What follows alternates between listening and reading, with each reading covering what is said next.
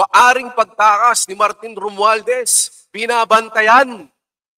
At Representative Pulong Duterte, dismayado sa pumalit na bagong speaker. Yan po mga pag-uusapan po natin dito po sa ating channel. At eto na nga po mga kababayan ko, nanawagan po si Cavite 4th District Representative Kiko Barzaga sa pamahalaan ng Pilipinas na maglabas ng hold departure order upang masiguro na si dating Speaker Martin Romualdez ay mananagot sa anumang krimeng maaari niyang nagawa. No? Kasi mga kababayan, kung maalala niyo po, no? Nung pumutok po ang issue, ito pong si Saldico ay nakalabas kaagad ng bansa. At ganoon din naman, mga kababayan ko, baka may plano, no? Baka may planong tumakas itong si Speaker Martin Romualdez. Eh, alam nyo naman, mayayaman tong mga to. Oh, madali lang para sa kanila na sumakay sa jet at lumipad, iwanan, takbuhan ang kaso na ito. Dito po natin malalaman, mga kababayan, kung haharapin niya ang lahat po ng mga pinupukol na ito po sa flood control sa mga ghost project na ito at sa mga insertion po ng budget mula noong 2023, 24, 25, lalong-lalo na po yung 2025 na maanumalya. At hangarin po ako dito po sa batang-bata nating congressman dahil siya kaagad ang nagsabi na dapat maglabas ng hold departure order. Ibig sabihin ay huwag hayaang makalabas ng bansa. Ito na ang panahon para makapaningil naman ang mga Pilipino sa kabulastugan na ginawa ni Martin Romualdez dito po sa mga maanumalyang budget na ito. Lalo-lalo na po dito sa flood control. Alam niyo po kasi Mr. Martin Romualdez, sabi niyo nga po kung wala kayong kasalanan, abay kailangan talagang harapin niyo po ang lahat po ng binabato sa inyo. At ako naman po mga kababayan, nananawagan din ako sa lahat po, sa lahat po ng mga magagaling na abogado, na kung ano ang maitutulong nyo para mapanagot natin itong si Speaker Martin Romualdez. At alam nyo naman, ilaglag na si Saldico, mga kababayan. Ang sumunod na nilaglag ay itong si Speaker Martin Romualdez. Akala siguro ni Bongbong Marcos makakaligtas siya, makakatakas siya. Hindi. Dahil ikaw ang main principal, ikaw ang main author itong mga budget na ito. Kaya kailangan may pananagutan ka rin. Sana kung talagang ikaw may konsensya pa, ikaw naman, Mr. President, ang sumunod na bumaba. At hindi po natin maaaring wag natin ilihis ang issue. Hindi tayo titigil dito po na napalitan lamang itong si Speaker. Habulin natin, mga kababayan. Habulin natin. Sabi nga po ni Senator Chis Escudero, wag nilang ilihis kung ano ba talaga ang issue. Ito po, yung tingnan natin yung balita. Laban sa mga tinatawag niyang calculated diversions, na anya'y naglalayong ilihis ang usapin at agad linisin ang pangalan ni House Speaker Martin Romualdez sa gitna ng bilyong-bilyong pisong flood control scandal. So mga kababayan, huwag ilihis. Dito po sa bilyong-bilyong issue ng flood control scandals. Diba? Huwag natin ito tigilan, mga kababayan, hanggang matumbok natin yung pinakampuno nito. Hanggang mapanagot natin ang pinakampuno nito. Diba? Dating Senate President, pinanatan niya rin talaga yung dating Speaker. Diba? Dito makikita po natin kung sino ba talaga yung may pagmamahal pa sa bayan natin, sa mga politiko. Diba? Git ng Senador, huwag maligaw ang publiko sa gitna ng aligasyon ng ghost projects, substandard infrastructure at kickbacks. Si Troy Gomez, magbabalita. Nagbabala si Senador Francis Chis Escudero laban sa umano'y mga pagtatangka na ilihis ang issue at linisin ang pangalan ni House Speaker Martin Romualdez sa kontrobersyal na flood control scandal. Ayon kay Escudero, hindi dapat baligaw ang publiko sa gitna ng malalaking anomalya sa pondong bilyon-bilyon. Ayon kay Escudero, maliwanag na may orchestrated effort para i-divert ang usapin at agad na absueltuhin si Speaker Romualdez habang itinuturo ang iba bilang salarin. Eh alam nyo naman po, talagang maghuhugas ng kamay ang mga yan. Hindi po aamin yung mga yan. Sabi nga po ni Senator Chis dito, katawa-tawa naman. Ang bilis ng ginawa nila. No? Ang bilis naman ni Absuelto sa Speaker Romualdez. Nag-resign lang, okay na. Aba, hindi po pwede yun. Di ba? Ilaglag si Representative Saltico, ilis ang issue at pagturo ng iba. Hindi po papayag ang sambayan ng Pilipino na hindi pananagutin itong si Mr. Romualdez, kaya ito po si Mr. President. No? Dahil sila po, mga kababayan ko, ang talagang may pananagutan dito. Tuloy natin. Na rin, binuweltahan ng senador ang pahayag ni Deputy Speaker Ronnie Puno na nagsabing walang direktang kinalaman si Romualdez sa umano'y anomalya sa flood control budget mula 2022 hanggang 2024. Batay sa datos ni Pangulong Ferdinand Marcos Jr., umabot sa 545 bilyong piso ang inilaan para sa flood control projects mula Hulyo taong 2022 hanggang Mayo taong 2025. Halos 100 bilyong piso dito o katumbas ng 20% ang napunta lamang sa 15 kontraktor. Dagdag pa ni Escudero na sa maagang yugto pa lang ang implementasyon ng 2025 budget at tiniyak umano ni DPWH Secretary Vince Tison na hindi na mauulit ang mga anomalya ng mga nakaraang taon. At saka hindi na rin po papayag yung mga Pilipino na walang mananagot dito. Hindi po kami papayag na walang mananagot dito sa flood control anomalies na ito. Pananagutin at pananagutin po natin. Ngayong September 21, magaganap isang malaking rally at ito rin ay naideklara noong panahon po ni Pangulong Duterte as National Day of Protest. Lumabas po kayo mga kababayan, singilin natin itong mga politiko na ito na nanggahasa sa budget natin. Na kinain nila yung budget ng flood control. Singilin natin yung mga yan. Lahat po sila may pananagutan. Singilin natin lahat ng mga korap, ng mga mambabatas. Gayunman iginit ng senador na dapat manatiling mapagbantay ang publiko para hindi matabunan ang issue ng ghost project. Ayan, kaya wag po tayo wag po tayong magpapadala sa mga diversion, yung mga drama-rama nila, kung ano-ano namang issue ang ilalabas nila para matabunan ito, para ma-divert tayo. Wag po kayong papayag. Tutukan po natin. Gagawa po ng mga may mga binabalak po ng mga pasabog yung mga yan or ilalabas kung ano-anong balita. Mga susunod na araw, sisisihin na naman ng mga Duterte yan. Ganun lang kasimple yan, mga kababayan, para mailihis sa kanila. Pero sa pagkakataong ito ay pagod na sa inyo. Pagod na ang taong bayan. Pagod na ang taong bayan dito po sa mga magnanakaw sa gobyerno, kaya dapat na po silang panagutin. Kahit po mga kababayan ko, tumanggi pa itong si Speaker Martin Romualdez, ay teka muna, Mr. Speaker, sabi niya dito, let me be clear, wala akong kasalanan at wala akong itinatago. Ang tanging layunin ko ay maglingkod at magpabuti ng buhay ng bawat pamilyang Pilipino. Sir, sa panahon po ba ng speakership nyo, napabuti po ba ang buhay ng bawat pamilyang Pilipino? Hindi po ba sa panahon nyo nabulilyaso itong maanumalyang budget? Sa panahon nyo rin, masyado tayong binaha. Di ba? Tapos wala kang kasalanan, wala kang itinatago. Ay yung 2025 national budget pa lang, malaking issue na yun para sa iyo. Ito pang issue ng flood control. Di ba? Hindi bumuti ang buhay namin kung ikaw ang Speaker of the House. Kung kayong dalawang magpinsan, 4 na taon na kayong nandyan, hindi bumuti yung buhay ng mga Pilipino. Kung ang layunin mo ay maglingkod at mapabuti ang buhay ng bawat pamilyang Pilipino, sana ginawa mo yung trabaho mo para mapaglingkuran ang mga kababayan natin. Diba? May napapabalita po, mukhang napakarami yung bahay. Diyan po sa Forbes Park.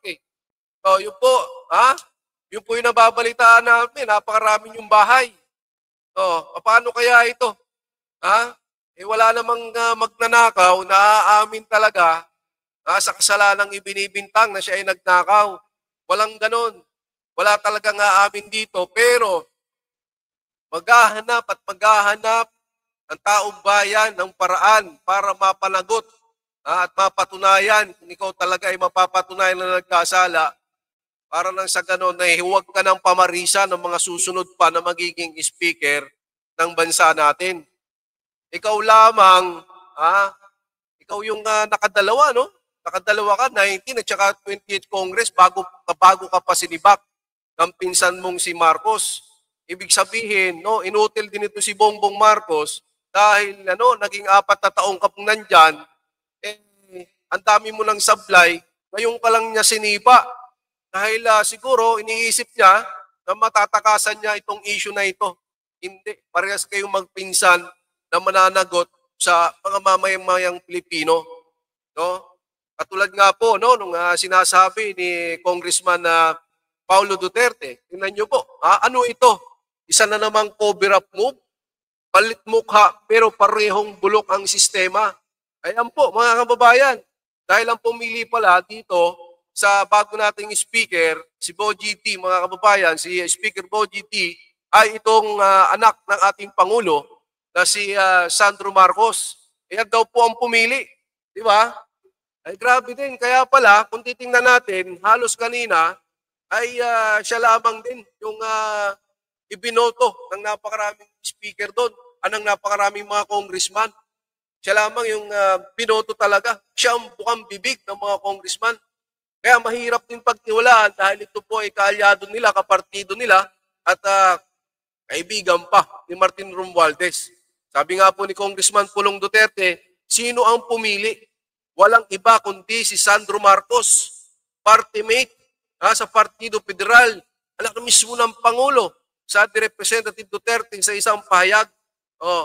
Sabi pa ni Congressman Pulong dito, tama na ang panloloko. Tigilan na ang palabas. Kung gusto nyong respetuhin pa kayo ng tao, harap-harapan nyong labanan ng korupsyon. Walang sacred cows, walang cover-up, walang atik-atik. Di ba mga kababayan? Kung gusto nyong labanan talaga yung korupsyon, dapat, kung una pa lang, wala dapat tayong tinatago, wala tayong dapat protektahan. Napakalinaw po niyan, mga kababayan ko, ako, kung ako po ang tatanungin nyo kung sinong gusto kong maging speaker, pwede rin sana si Representative Toby Chanco. Pwede rin si Representative Paulo Duterte para magka-lechi-lechi na sila doon para hindi sila makaporma. Dahil ito talaga, ayaw sa korupsyon ng mga Duterte. Si Congressman Unga po pwede rin natin ilagay doon, mga kababayan. Di ba? Pero napili nila ay yung kanilang kaalyado rin. Dito magtataka po kayo mga kababayan. Oo, nagpalit ka ng speaker. Sana hindi ito dami. No? Sana hindi ito dami yung pinalit na speaker. Ganun lang naman eh. Sabi nga, isa na naman cover up move. Palit lang ng mukha pero bulok pa rin ang sistema. So siguro kung ako po ang tatanungin nyo makababayan, yung sistema na yung baguhin natin. Bukasan na natin yung mga party list na yan. Diba? Tanggalin na natin yan. Dapat yung mga na-audit din tong mga congressman natin. Dapat sana ganun para makikita natin kung saan yung mga pinagdadala, kung saan ginagamit yung pondo ng bayan natin. Dahil itong si Congressman Paulo Duterte, doon sa hinahanap nila na 51 billion, mga kababayan ko, ay may resibo itong si Congressman Pulong Duterte.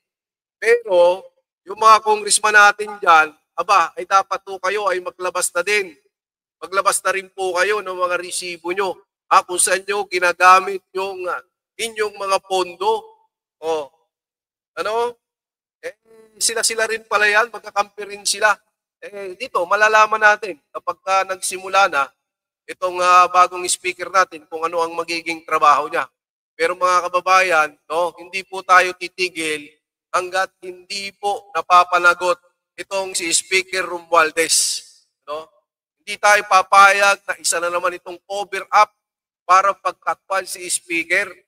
At ang susunod natin na pagre-resignin, mga kababayan ko, ay walang iba kundi ang Presidente. Dapat mag-resign itong si Bongbong Marcos dahil sa maanumalyang flood control project na kanyang ibinida noong SONA na meron siyang 5,500 na flood control project na kanyang natapos. Pero di ba, wala nung binaha, Tsaka pa lang siya umaksyon pagkatapos ng 1 taon eh. At saka 4 na taon na kayong nandyan. Imposible na hindi alam ng presidente kung ano po, mga kababayan ko, ang tinatrabaho o ginagawa ni Speaker Romualdez. Imposibleng hindi po alam ng presidente yan. At lalo't higit, sabi nga po, ay nandyan po yung kanyang anak. Imposibleng walang alam sa mga nangyayari. Abay, tinalo pa itong si Sandro, itong ni Kiko Barsaga, di ba? Kung tutuusin natin, talagang gusto niyang pagbayarin si Speaker kung may nagawa man itong kasalanan. Oh. Si Sandro Marcos, walang alam sa Walang alam dahil hindi niya alam ang mga nangyayari diyan. Hindi niya ba nasasabi sa tatay niya yan? O kahit sabi natin na magkaiba yan. Separate body ng government natin. Hindi ba sila nag-uusap pagka mga weekend na nagpa-family gathering sila? Hindi ba sila nagkukwentuhan? Hindi niya alam ang nangyayari. So, hindi makakalagpas, mga kababayan ko, itong si Bongbong Marcos. Kailangan mapanagot din ito. Plunder in the highest degree, and it's sad that it has affected the membership of the House of Representatives. I trust that the independent commission of the President will find out the truth about it, and I hope that there will be accountability. Dapat may managot, dapat may So ayan po mga kababayan, napakalinaw po.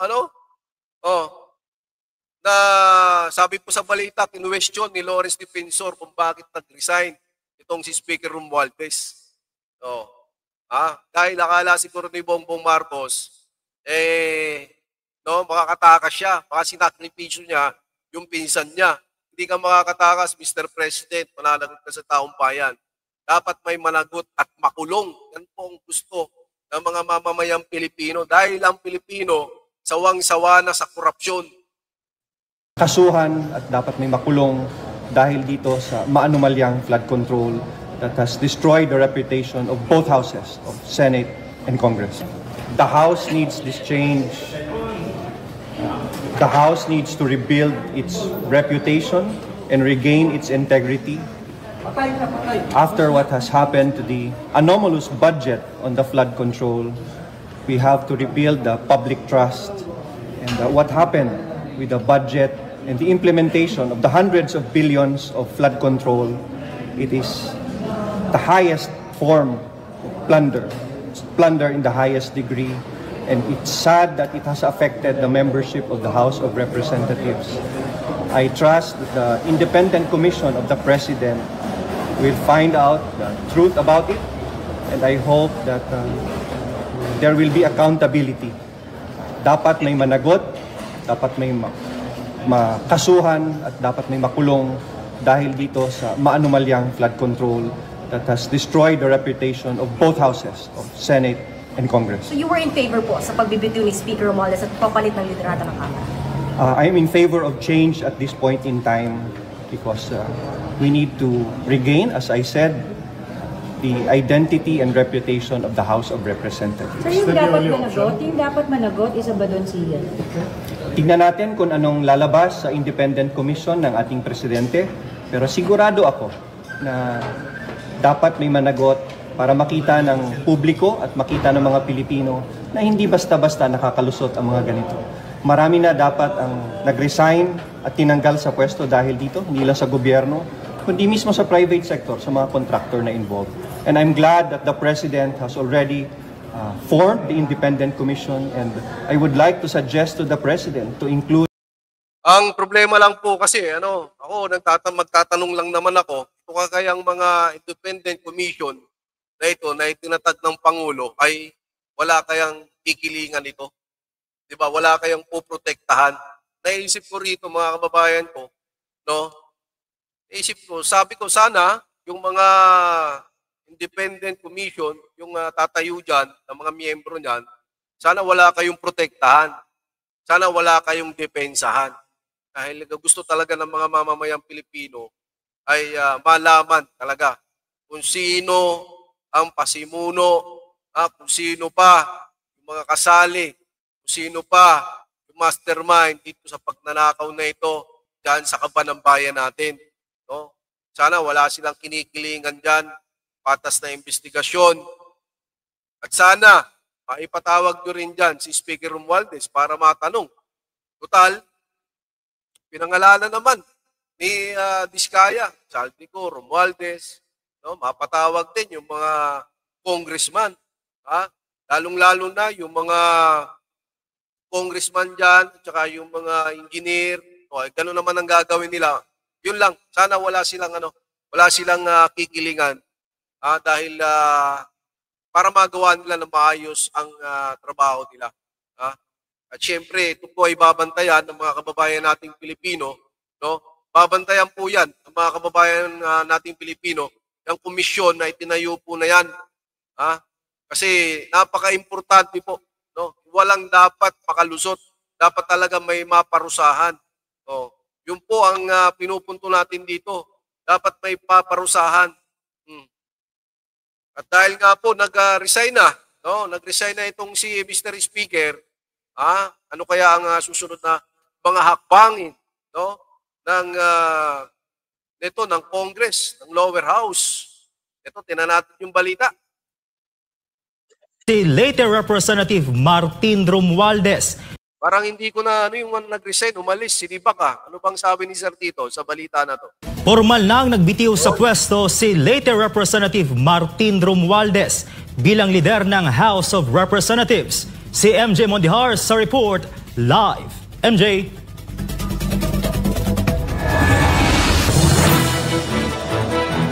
Prince, magandang gabi. Ang mga usap-usapan nga nito mga nagdaang araw na magkakaroon ng leadership change sa House of Representatives ay naging katotohanan ngayong araw na ito.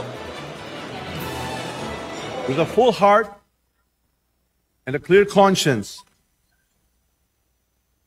I tender my resignation as Speaker of the House of Representatives. Isa lang yung napansin ko kay Speaker, ano? Wala anong maging Speaker siya, ganyan talaga yung yung magbigay siya ng pahayag. Ganyan na talaga yung style ng pagbibigay niya ng pahayag. Yun lang, napansin ko lang naman, di ba? Yan ang naging huling pahayag ni late Representative Martin Romualdez bilang Speaker ng 20th Congress. Ayon sa mga kalyado, matagal nang pinag-iisipan ni Romualdez ang resignation sa gitna ng mga alegasyon ng anomalya sa flood control. Ayun, matagal na palang pinag-iisipan yung pagre-resign. Baka kasi, iniisip niya na yung pangalan niya ay hindi mabanggit. The name that cannot be mentioned. Pero doon po sa investigasyon ni Senator Marcoleta sa Blue Ribbon, nabanggit po yung pangalan niya. Kaya siguro nag-resign na rin ito dahil nahihiya na rin na kinakaladkad yung pangalan niya. At maganda na rin yung ginawa mo, pero maganda na rin yung ginawa niya na nag-resign, pero dapat harapin niya yung mga akusasyon laban sa kanya. Huwag kang alis ng bansa. Dating Speaker Martin Romualdez. Huwag po kayong lumabas ng bansa, harapin mo kung ano ang pinupukol sa iyo. Total, sabi mo, di ba? Wala kang kasalanan, wala kang tinatago. Harapin mo ito. Alright? Si Romualdez ang Speaker noon at kabilang pa sa Small Committee ng 19th Congress nang aprubahan ang 2025 National Budget na tinaguri ang pinakakurap na pambansang pondo sa kasaysayan ng Pilipinas. Sa gitna ng isyu ng korupsyon at magarapong pamumuhay ni Romualdez at ng kalyado nitong si Congressman Zaldico na nadawit din sa ₱1 flood control anomaly, nanindigan ng dating Speaker na aalis siya sa pwesto nang walang tinatago. Ano kaya yung feeling mo, ano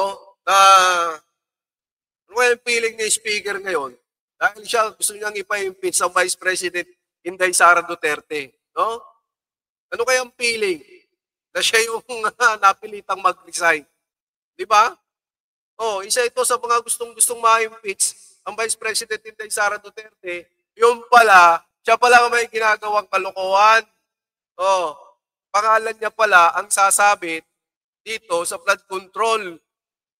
Ano kaya nararamdaman niya ngayon, mga kababayan? Di ba? Ito yung sinasabing gaba. Git niya, wala siyang kasalanan. I do this so that the Independent Commission on Infrastructure may pursue its mandate freely and fully, without doubt, without interference, without undue influence. Patuloy namang binabatikos ngayon ng Kamara dahil sa isyu ng korupsyon. Katunayan, dumarami pa ang mga nagpuprotesta sa Ako po mga kababayan, kung ako po yung tatanungan nyo, sabi nga po ni Congressman Kiko Barsaga, hindi mapaparusahan itong si Speaker Romualdez hanggat nandyan si Bongbong Marcos. Ang gagawin po natin, pag-resignin na rin po natin itong si Bongbong Marcos. Total, mga kababayan ko, siya rin naman, sabit din siya dyan.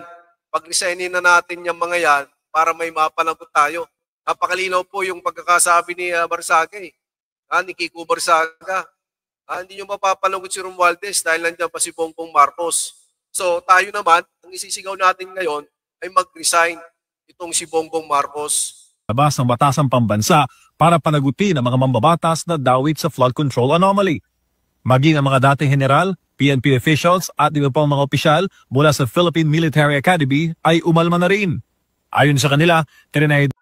So ito naman, at napakinggan na rin natin yung ating mga matataas diyan sa ating mga AFP, sa PNP, na sila ay handang labanan din itong korupsyon na nangyayari na ito. Pero kung titingnan yung mabuti, mga kababayan ko, masyadong malalim itong korupsyon na ito. Baka mamaya hanggang doon lang tayo kay Speaker. Di ba? Kasi ako dapat talaga managot ito si Bongbong Marcos. Ng Kongreso ang mga Pilipino sa pag-abuso sa kaban ng bayan. Nagdeklara din sila ng giyera laban sa nangyayaring korupsyon. Ito po, sabi po dito, as Cavaliers, we pledge our lives to uproot the scourge. We demand immediately unflinching accountability, full investigation into all budget insertions, the abolition of pork barrel politics, and the prosecution of every corrupt lawmaker, regardless of rank or affiliation. We call upon our fellow citizens, the armed forces, and civil society to join this crusade. Kasama niyo po kami dyan, mga PMA Cavaliers. Kasama niyo po ang sambayan ng Pilipino para matuldo ko na itong korupsyon sa bansa natin. Hirap na, hindi po makausad ang bansa natin dahil sa ginagawang pagnanakaw ng mga politiko na ito. Hindi po nakakausad yung bansa natin. Nananatili tayong lubog at nababaon tayo sa lumang sistema. Kung po pwede, napalitan na rin natin ang makalumang sistema para hindi makapagnakaw ang mga politiko na yan. Pagbigay tayo ng matinding kaparusahan sa mga mapapatunayan na nagnanakaw sa pera sa kapan ng bayan, yun po ang dapat nating gawin. Kaya nga po ako, nananawagan po uli ako na lumabas po itong mga kababayan natin ngayong September 21. Iba't ibang malawakang rally po ito. Nasa sa inyo na po kung saan po kayo pupunta. Diba? Panahon para magkaisa ang mga Pilipino, panagutin ang mga kurakot, magnanakaw sa gobyerno. Lalong-lalo na yung sangkot dito sa maanumalyang flood control projects na ito. The longer I stay, the heavier that burden grows on me, on this House, and on the President I've always sought to support. Samantala, tinawag naman ni Davao City Representative Paulo Duterte na cover-up move ang resignation ni Romualdez. Sinabi niyang si Ilocos Norte Representative Sandro Marcos, anak ng Pangulo, ang pumili ng kapalit. Itinalaga si Isabela 6th District Representative Faustino Boji D bilang bagong speaker. Kinesyon naman ni Duterte kung seryoso nga ba si Pangulong Bongbong Marcos sa paglaban sa korupsyon at tinamon itong magsampa ng kaso laban sa mga tiwaling mambabatas. Dagdag pa niya, mahirap paniwalaan na wala raw alam si Pangulong Marcos Jr. sa korupsyon sa Kamara. Ayun po mga kababayan ng malinaw. Talagang kahit simpleng bata, na nanonood sa atin sa mga balita, sabi nga ng Vice President Inday Sara, yun yung bata na nanonood lang, alam nila. Eto pa kaya na yung anak niya nandyan sa Kongreso, pinsan niya yung Speaker of the House, tapos hindi niya alam yung mga nangyayari ng ganon. Naghuhugas kamay, mga kababayan, hindi po pwede pong ganon. Kailangan talaga managot, may mapanagot tayo dito. Hindi po pwedeng lagi kang walang alam. Mr. President, inanakawan na yung kaban ng bayan natin, hindi mo pa rin alam. ikaw ang pumirma ng budget, hindi mo pa rin alam kung saan dinala yung mga insertion na yan. Anong klaseng presidente ka? Paka-inutil, dapat palitan na yan, mag-resign na dapat yan. Gayong ang anak nito na si Sandro ang majority leader. Nanawagan naman si Duterte sa Department of Public Works and Highways na ilabas ang kumpletong listahan ng lahat ng proyekto sa bawat distrito para... Yan po ang mahirap, mga kababayan. No? Yan po ngayon yung mahirap. Kakasakaya ay lalabas ng DPWH yung mga proyekto ng lahat ng mga congressman. Dito natin malalaman kung sino talaga yung malinis. Tapos kayo ngayon dyan, baka mabilang lang natin sa kamay kung sino talaga ang malinis dyan at nagawa talaga yung mga proyekto ng tama. Yari kayo ngayon dyan. Matukoy kung sino ang mga kongresistang may ghost projects. Anya, dapat harapin ang pamahalaan ng issue ng korupsyon na walang tinatago at walang cover-up. Napakalinaw po, mga kababayan, di ba? Tama na ang panloloko. Tigilan na ang palabas. Kung gusto nyong respetuhin pa kayo ng tao, sabi ni Pongpolong dito, harap-harapan yung labanan ng korupsyon. Walang sacred cows, walang cover-up, walang atik-atik. Kung hindi nyo kayang linisin ang sarili nyo, mas mabuti pa. Umuwi na lang tayong lahat. Yari kayo ngayon kay Pulong. So ayan po mga kababayan, hanggang dito lang muna yung video natin. Maraming salamat. Magkita-kita po tayo sa mga darating po. Malaki ang rally ngayong darating na linggo. No? Sa Biyernes siguro nandun tayo sa EDSA. Ayan, maraming salamat po sa inyo. I-like and share po natin para makarating po sa mga kababayan natin Pilipino. Maraming salamat po. At mabuhay po tayong mga Pilipino. Mabuhay po. Ang lahing kayo manggi.